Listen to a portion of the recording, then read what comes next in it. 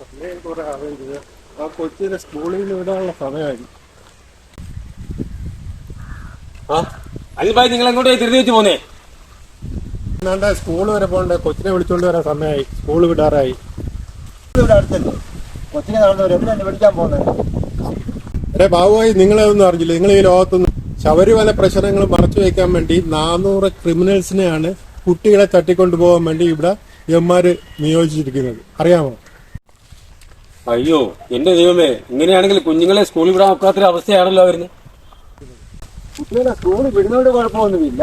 മറ്റൊരു കാര്യമുണ്ട്, കുട്ടികളുടെ പേരൻസ് സദാസമയം കുട്ടികളൊപ്പം ഉണ്ടായിരിക്കണം. സ്കൂളിൽ കൊണ്ടുവിടുമ്പോഴും വിളിച്ചോണ്ട് വരുമ്പോഴും ഈ രക്ഷിതാവിന്റെ കയ്യിലൊരു ആയുധം ഉണ്ടായിരിക്കും, ചെറിയ എന്തെങ്കിലും പിച്ചാത്തി എന്തെങ്കിലും. അതെന്തിനാ? അനിൽഭായി പറഞ്ഞത് ശരിയാ. ഒരു ആയുധം കയ്യിലുണ്ടെങ്കിൽ ഈ ശത്രു കുഞ്ഞുങ്ങളെ നേരിടുമ്പോൾ ഒരു പോറലെങ്കിലും ഏൽപ്പിച്ച് വിടാമല്ലോ നമുക്ക്.